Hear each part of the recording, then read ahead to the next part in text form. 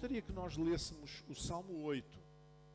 O Salmo 8, da maneira como costumamos fazer, eu leio o primeiro versículo, vocês leem o segundo, assim alternadamente, e o último lemos todos. Diz assim, então, vou começar. Ó Senhor, Senhor nosso, quão admirável é o teu nome em toda a terra, pois puseste a tua glória sobre os céus. Tu ordenaste.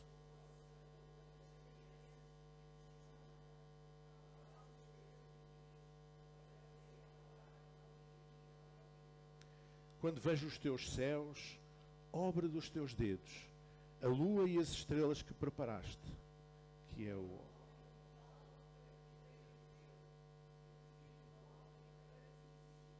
Pois pouco menor o fizeste do que os anjos, e de glória e de honra o coroaste. Fazes...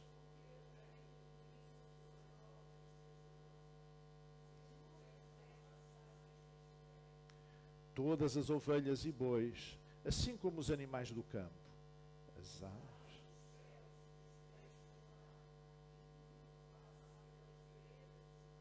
E agora todos juntos. Ó Senhor, Senhor nosso, quão admirável é o teu nome sobre toda a terra. Amém. Podem sentar. Eu amo muito este salmo, porque eu desde os meus 14 anos eu cantava num coro, um coro clássico em Lisboa, e na igreja, minha igreja em Lisboa, e nós cantávamos este salmo. Cantavam muito música de inspiração clássica, e é um salmo muito bonito. Diz assim: ó Senhor, Senhor nosso, quão admirável é o teu nome sobre toda a terra, pois puseste a tua glória sobre os céus, da boca das crianças, e vai por aí fora. Muito bonito, e nunca mais me esqueci deste salmo. Eu gostava de focar-me um pouco nesta ideia do escândalo da encarnação. O facto de Jesus, Deus mesmo, se ter tornado comparticipante da sua criação é uma ideia escandalosa na história das religiões. Nunca houve uma coisa assim. Nunca antes tinha havido uma coisa assim. Nunca depois houve uma coisa assim. Jesus veio a este mundo e ele podia ter surgido no palco da história de muitas maneiras. De outra forma, por exemplo, o pastor Nuno acha que é interessante ler aqui há uns extratos do livro, do meu livro, está lá em baixo, eu aconselho-vos a adquirir, mas diz assim, a certa altura, podia ter descido Jesus para habitar no seio da humanidade de outra forma sobrenatural qualquer. A imaginação fértil de quem defende que Jesus desceu à terra num disco voador vem um pouco nessa linha. Há uns quantos malucos que dizem que Jesus desceu à terra num disco voador. E então eu passo a citar o que é que eles dizem. Está escrito na Bíblia, Jesus Cristo era um ET. Pelo menos assim interpretam as Escrituras os defensores da teoria de que Jesus chegou ao nosso planeta num disco voador, tomou a forma humana e espalhou conhecimento alienígena no Médio Oriente. As lideranças religiosas esconderiam a verdade para não destruir as religiões da Terra. Isto é uma teoria da conspiração. E ainda um pouco mais. E diz, e há quem insista na mesma ideia relativamente ao quadro da crucificação. E cito, um afresco bizantino do século XVII, exposto na Catedral Ortodoxa de, não sei dizer este nome, na cidade de não sei quê, na Geórgia, chamou a atenção dos amantes do fenómeno OVNI. A pintura que representa a crucificação de Cristo possui nos seus cantos superiores esquerdo e direito desenhos estranhos que se parecem com discos voadores. Mas os especialistas em arte antiga afirmam que essas representações não teriam nenhuma relação com a visita de alienígenas à Terra. Então, pensem bem, Jesus podia descer num disco voador, podia descer em alguma coisa, enfim, em algum aparelho, sei lá, já o homem, podia ter surgido no alto de uma montanha, já feito homem, não é? Podia perfeitamente ter surgido, porque é que ele nasceu como uma criança no ventre de uma mulher. Ele podia ter nascido assim, no alto de uma montanha, já vestido, com umas vestes assim. Eu estou-me a lembrar de um irmão que há anos, ele já faleceu há uns bons anos, ele tinha uma traineira, era aqui de Setúbal, morava aqui no bairro dos Pescadores, e ele, em tempos, tinha ido pescar para a Guiné, para a costa da Guiné-Bissau. E estava ali na ilha dos Bejagós, e diz que estava uma vez, contou-me, estava na praia, com a sua tripulação, uma parte dela, e viu vir lá ao longo da praia um homem, vestido com umas vestes até aos pés, com uma barba branca, com um porte. Ele diz, parecia um profeta. Eu não sei se algum dia ele viu um profeta, mas diz, parecia um profeta. Jesus poderia ter surgido da mesma maneira, não é? Podia ter surgido no alto de uma montanha, podia ter surgido num palácio, mas não. Ele fez-se Deus menino que ousou ser gerado no útero de uma mulher e nascer como os demais homens, tornando-se assim participante da sua criação. É que nunca aconteceu um homem que tivesse nascido, um Deus que tivesse tornado-se parte da sua criação. É um escândalo. E para compreendermos este escândalo, deixe-me trazer à nossa lembrança uma coisa do nosso imaginário infantil, que é a história do Pinóquio. Havia um senhor, um carpinteiro chamado Gepeto, que tinha muito trabalho, era um homem já de idade, não tinha família, não tinha filhos, ele gostava muito de ter um filho.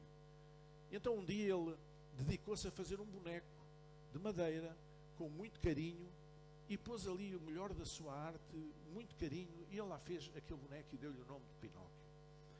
E ele era quase que, não era bem uma substituição do filho, porque ele não tinha vida, não era um boneco de madeira.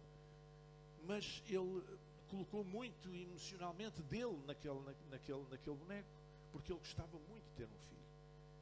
E a história conta que um dia, uma noite, alguma coisa aconteceu, e no dia seguinte, na manhã seguinte, o Gepeto foi dar com o Pinóquio, transformado num menino. Aquele boneco de madeira que ele tinha feito com as suas mãos, transformou-se numa criança, o filho que ele nunca tinha tido. Um filho que ele queria para poder amar. Então, depois há uma série de histórias a seguir, que perfil moralista, sobre o comportamento do Pinóquio. Mas isto para mostrar que entre o Criador e a sua criação há uma distância. Nunca um Deus se tornou parte da sua criação. Nunca um Deus se tornou como participante da sua criação. E Gepeto depois começou a educar então aquele menino, que era o filho que ele nunca tinha tido. Isto na história. Então a primeira coisa que eu gostava de dizer esta noite, o primeiro aspecto, é que o Deus feito carne, o Deus encarnado, remete para a dignificação geral de todo o ser humano. Ó Senhor, Senhor nosso. E depois a certa altura diz lá no Salmo 8, que é o homem mortal para que te lembres dele, ou o filho do homem para que o visites. Contudo, apesar disso, apesar de não ser nada, apesar do homem comparado contigo, o ser humano comparado contigo não ser nada, apesar disso, um pouco menor o fizeste do que os anjos e coroaste-o de glória e de honra. Então, há um investimento especial de Deus no ser humano. O Senhor de toda a criação, que criou tudo o que é animais, mundo vegetal, mineral, animal, Ele fez um investimento especial no ser humano. Então, Jesus, ao encarnar como um ser humano no meio da humanidade, o que Ele está a fazer é dignificar todo o ser humano. Posso ouvir um amém? Dignificar todo o ser humano. E quando digo todo, é todo. Não importa o sexo, não importa a raça, não importa o nível económico, não importa a educação, não importa coisa nenhuma. Qualquer ser humano é dignificado. Tem uma dignidade intrínseca, uma dignidade própria. Porquê? Porque Jesus se fez homem e habitou entre nós. Amém? Então, nós hoje encontramos, no mundo de hoje e desde sempre, encontramos muitas barreiras entre pessoas. Pessoas que levantaram barreiras entre elas, levantaram problemas, separações entre as pessoas, por causa destas qualificações que eu disse, destas diferenças entre as pessoas que existem. Mas o simples facto de ser um ser humano é alguma coisa que é especial para Deus. Amém? O segundo aspecto que eu gostava de realçar é que o Deus encarnado, Cristo, ao fazer-se carne, remete para a dignificação específica da mulher, de todas as mulheres. As mulheres foram sempre diabolizadas ao longo da história. Sempre. Sempre. E mesmo na história da Igreja. Há uma série de declarações de homens da Igreja, nos séculos passados, que diziam as coisas mais horríveis da mulher, comparando-a ao diabo, comparando-a às coisas mais horríveis. Alguns até ousaram dizer, pôr em dúvida, que a mulher tivesse alma. Portanto, vejam bem o que é que ia na cabeça destas pessoas. E as mulheres foram sempre postas à margem, sempre diabolizadas ao longo da história. A própria Bíblia foi escrita por homens, embora inspirados pelo Espírito Santo, mas, irmãos, a inspiração do Espírito Santo não retira aos autores que as escreveram, humanos, não retira a sua mundovisão, a sua forma de ver, o seu quadro de referências. Entendem, os irmãos? Por exemplo, se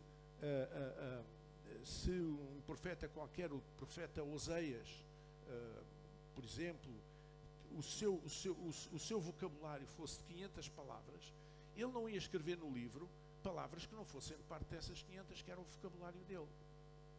Então Deus usou homens para, através deles, da sua cultura, da sua visão, poder trazer a verdade divina. Mas há ali muito do ser humano presente naquilo que nós lemos. Então na Bíblia nós temos a primeira mulher que surge, é Eva, que é mal vista, porque ela enganou Adão, ou levou-o a pecar. E a última mulher que aparece na Bíblia é simbólica, é a grande prostituta. Então a Bíblia começa com uma mulher que engana o homem e que traz o pecado ao mundo, e acaba com uma mulher chamada grande prostituta, uma figura de uma mulher. Então, mesmo na própria genealogia de Jesus, dos antepassados de Jesus, diretos, nós encontramos algumas mulheres, e algumas delas com uma história muito feia. Mas apesar da cultura patriarcal vigente, quando se escreveu a Bíblia, uma leitura atenta das Escrituras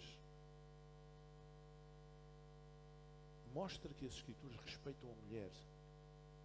Maria é o exemplo da serva do Senhor. O Cristo ressuscitado apareceu primeiro a uma mulher, Maria Madalena. Foram mulheres as primeiras pessoas que foram anunciar a ressurreição de Cristo aos discípulos. Muitas mulheres foram cooperadoras do apóstolo Paulo no seu trabalho espiritual. Paulo diz que em Cristo não há homem nem mulher, isto é, não há diferenças de sexo, isso não conta nada. Para Deus, um homem e uma mulher pesam o mesmo. Não há batismos diferentes para homens e para mulheres. Todos são sujeitos ao mesmo batismo. Houve mulheres apóstolas que foram quase apagadas da história da Igreja porque eram mulheres, e a cultura patriarcal não permitia que elas pudessem constar na história da Igreja. Os dons e os ministérios espirituais são para homens e mulheres indistintamente. Então, ao encarnar no ventre de uma mulher, de uma simples mulher do povo, Jesus veio dignificar todas as mulheres, mas veio dignificar também a maternidade e veio dignificar também a condição feminina, a condição da mulher. Então o Cristo encarnado não apenas veio dignificar todo o ser humano, todas as pessoas são importantes para Deus. E a Bíblia diz que Ele não faz exceção de pessoas, mas também, de uma maneira particular, a encarnação de Cristo veio dignificar as mulheres, todas as mulheres. Mas mais, o Deus encarnado, Jesus feito carne, remete também para a dignificação específica da criança. Para a dignificação específica da criança, de todas as crianças. Sabem que no mundo antigo a criança não era considerada um projeto de pessoa, não uma pessoa, mas um projeto de pessoa. E não tinha direitos próprios. No mundo antigo as crianças não contavam muito. Não sei se era porque morriam muito em crianças ainda, e portanto não havia um investimento emocional muito grande nas crianças quando nasciam, porque nunca se sabia se iam morrer ou não. Até no tempo dos nossos avós dizia-se: é bom ter morreres de filhos, porque uma parte deles vão morrer, portanto, olha, os que ficarem pelo menos podem ser um amparo para nós na velhice, não é? Havia um bocadinho essa ideia. Então a criança não tinha direitos próprios, não era considerada um membro da comunidade, muito menos um cidadão, digamos assim. Vocês sabem que hoje não há nenhuma criança que nasce numa maternidade portuguesa que não tenha logo o número de cidadão, não saia de lá já com o cartão de cidadão, ou pelo menos com um documento com o número de cidadão. Ou seja, as crianças nascem como cidadãos, com direitos como cidadãos. Não têm responsabilidade ainda, até à idade da maturidade, os pais são responsáveis por ela, mas são cidadãos. Não são uma coisa qualquer, não são um projeto de pessoa, são cidadãos. A nível universal, já há muitos anos que se estabeleceu um documento internacional sobre os direitos da criança. E, portanto, ela é reconhecida hoje como uma pessoa, como um ser que merece respeito. Jesus, ao encarnar como um bebê, como uma criança, ele veio chamar a atenção das crianças, veio dignificar todas as crianças. Amém?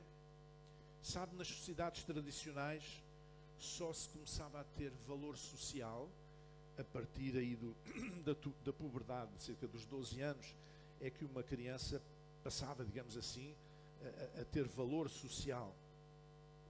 E isso acontecia através de um rito de passagem, os chamados ritos de passagem. Por exemplo, em África, se calhar um miúdo da puberdade se queria passar a ficar junto dos homens, porque o rito de passagem era para deixar de ser criança, socialmente, e poder estar junto dos homens. Por exemplo, tinha que matar um leão. Ou, como eu já vi num documentário, também em certas regiões da África, os miúdos, os adolescentes, tinham que se atirar com uma liana atada no tornozelo de uma árvore com 10 ou 15 metros de altura para mostrar que eram corajosos. Tal como matar um leão era para mostrar que eram corajosos e podiam estar com os outros homens, com os guerreiros, com os caçadores, etc. da tribo. Então ele tinha que se atirar lá de cima para mostrar que não tinha medo. Então só a partir daí é que a pessoa é que passava a ser considerado um adulto. Mas para Deus nós não precisamos de rito nenhum de passagem. Amém? Ele investe em nós desde o primeiro momento. Ele já nos conhecia quando nós estávamos a ser entretecidos no ventre da nossa mãe, diz a Bíblia. Ele trabalha desde nós, desde a eternidade, diz as Escrituras. Amém? E é preciso, nós queremos num Deus que nos tem esse amor tão profundo e tão específico e tão particular. Tu és amada de Deus, eu sou amado de Deus. Deus investiu na minha vida desde o princípio. Ainda eu estava na barriga da minha mãe, ainda antes de eu ter sido concebido, Deus já investiu em mim, Deus já me amava. Como é que tu podes pensar que Deus deixou de te amar?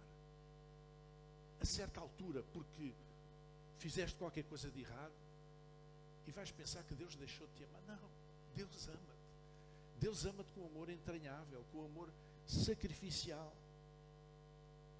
Amém? Agora veja bem, Jesus, como eu já disse, podia ter aparecido no palco da história como um homem feito e começar o seu ministério. Mas não. Ele dispôs-se a ser gerado no ventre de uma mulher, de uma simples mulher do povo, dispôs-se a viver a sua infância, a nascer como um bebê. Um bebê é um ser humano, frágil, vulnerável, dependente, como qualquer recém-nascido. Ele não apenas fez isso, mas ele viveu toda a infância como uma criança. A Bíblia não fala da infância de Jesus, porque isso não tem relevância para a história da salvação. É claro que há uns livros apócrifos que contam histórias mirabolantes sobre a infância de Jesus. Jesus estava a fazer com barro, fez um passarinho e depois bateu as palmas e o passarinho voou, e mais umas coisas assim mais complicadas ainda do que isso. Mas isso são histórias. Agora veja bem, ele dispôs-se a viver até aos 30 anos, antes de começar o seu ministério.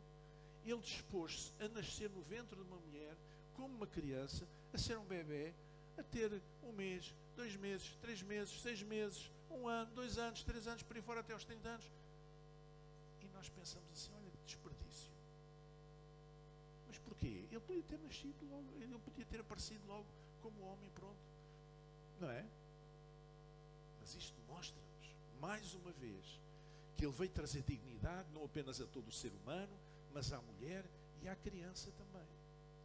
E portanto, quando nós olhamos para uma criança, ou uma mulher, ou qualquer ser humano, nós temos que ver a glória de Deus naquela pessoa. Porque diz: de glória e de honra o coroaste, pouco menor o fizeste do que os anjos, e de glória e de honra o coroaste. Ah, mas há pessoas tão feias. Está bem? E depois? Ah, mas há pessoas desagradáveis. E depois? A pessoa foi criada à imagem e semelhança de Deus. O resto tem a ver com a pessoa em si, com os seus problemas, com as suas lutas, com a sua maneira de ser, com as influências que sofreu, com o ambiente, sei lá com o quê. Mas a glória de Deus, a marca de Deus, a imagem de Deus está plasmada naquela pessoa. Amém?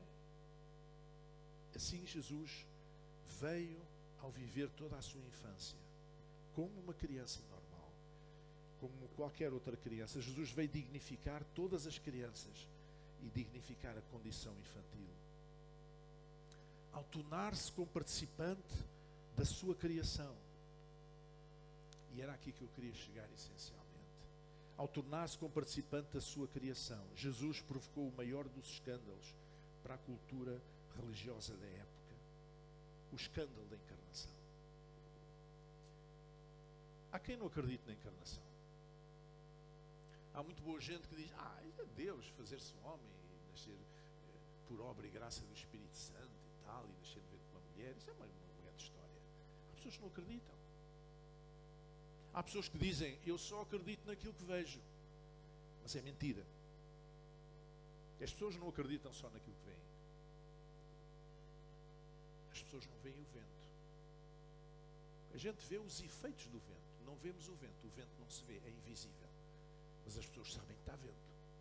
Sabem que o vento existe. É assim ou não é? As pessoas não veem a eletricidade. As pessoas veem os efeitos que ela provoca. No aquecimento, na iluminação, seja lá no que for, na força motriz, no que for. Mas a eletricidade não é coisa que se veja. Então as pessoas acreditam em coisas que não veem também. Há um mundo sobrenatural, há um mundo espiritual para além deste mundo material que nós vemos à nossa volta. Mas as pessoas querem dizer: não, eu acredito na ciência, na razão. Essa coisa da fé é uma coisa... Olha, irmãos, deixem-me dizer uma coisa muito claramente. Eu sei que é um conflito antigo que existe entre a fé e a ciência, ou a razão. É verdade. Mas eu sou um homem de ciência e sou um homem de fé. E dou-me muito bem com esta situação. E eu costumo dizer aos meus alunos lá na universidade, eu costumo dizer: olha, a fé e a ciência são como os 2 carris de um comboio. O comboio é a nossa vida. Não é? E se os 2 carris se mantiverem no seu lugar, porque a ciência, a fé trabalha num plano e a ciência ou a razão trabalha noutro plano diferente. Não se podem misturar. E eu vejo aí muitas vezes tentativas de misturar, quer de uma parte, quer da outra. E isso é a maior asneira que se pode fazer. É como os 2 carris. E o comboio, que é a nossa vida, pode ir muito longe. se estes dois carris se mantiverem no seu lugar. A partir do momento em que os carris se tentam encontrar, aproximar, o que é que acontece com o comboio? Descarrila. É tão simples como isso. Os dois trilhos, a fé e a ciência, são companheiros de jornada.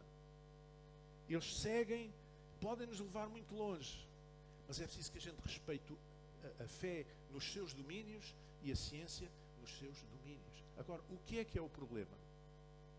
O problema é que às vezes, na parte da fé, há pessoas que querem provar a sua fé com a ciência. E isto incomoda-me muito.